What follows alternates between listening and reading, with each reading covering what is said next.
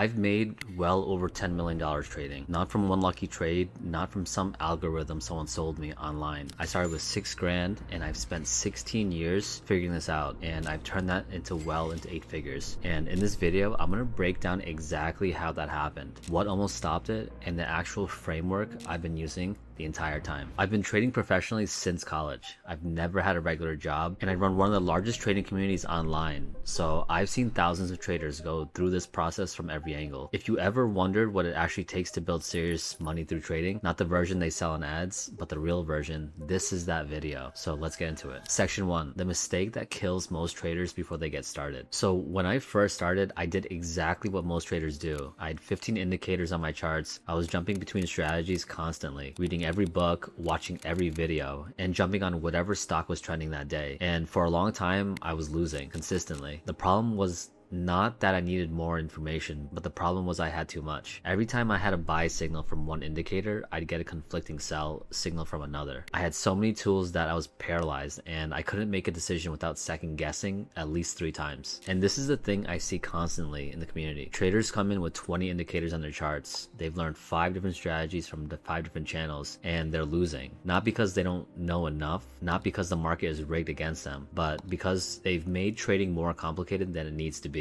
So what does simple actually look like? Because simple doesn't mean basic. It means finding the right thing that actually works and cutting everything else out. Section 2, the framework. Everything that I do, it comes down to 3 things: support levels, resistance levels, and market context.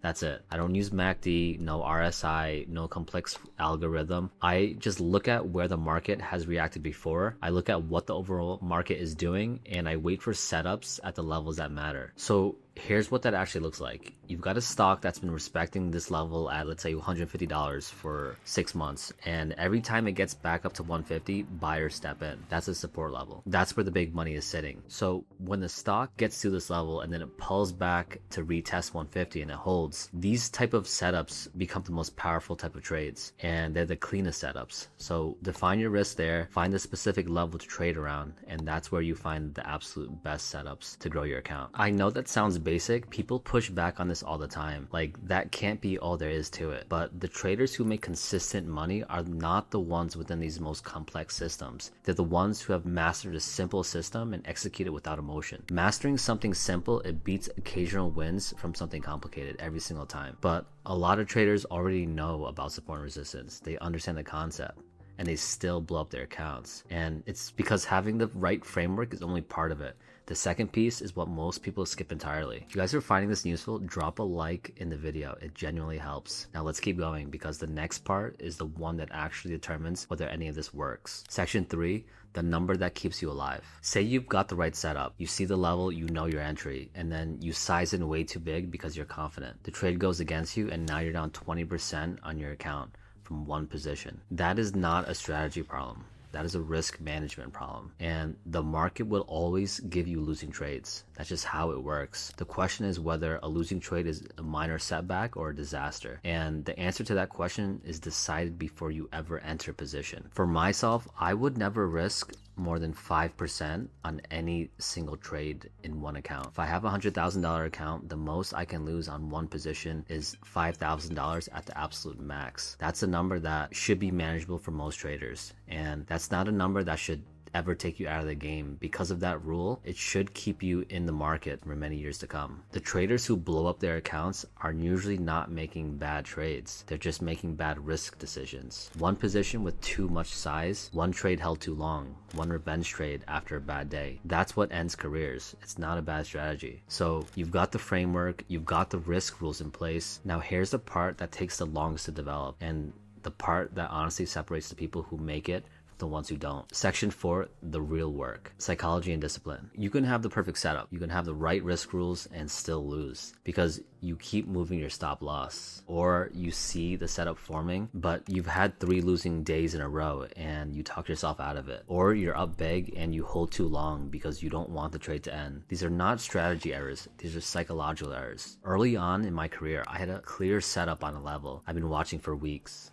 I entered the trade moved in my direction, and then it pulled back to my entry. My plan said let it play out, but I closed it for break even because I got scared. 2 hours later, it moved exactly where I expected it to go. And that wasn't a bad trade, that was just a bad decision driven by fear. The only way past this is repetition. So you have to trade long enough, go through enough losing days, and process enough mistakes that they stop affecting your next decision. And every trader who has become consistently profitable has gone through that exact process. There is no shortcut, but there is an end to it. And once you get there, the simple framework you've been using all along starts actually working at the level it was always supposed to. Okay, so let me show you how all of this actually adds up to $10 million and beyond, because I think most people fundamentally misunderstand the math. Section 5, the math nobody talks about. Nobody wants to tell you this, but I didn't make 8 figures from one trade. I didn't hit some strategy that suddenly changed everything. I made it from 16 years of consistent disciplined trading using a simple framework and strict risk management. But $10 million in a trading account is the result of years of work, compounding on itself. Anyone telling you differently is selling you something. What that means for you is this. You don't need a complex system. You don't need to find the next hot stock. You need to learn a simple, proven framework. You need to manage your risk on every single trade, and you need to build the discipline to follow your plan when it's uncomfortable. And then you need to stay in the game long enough for compounding to do its work. This is the whole formula. Simple framework, strict risk, real discipline, and time. That's how I did it. So now you know the system. The next step is actually building the skill to use it. So click this video here because I break down the specific things that separate traders who get consistently good, fast, from everyone else who's still guessing 2 years in.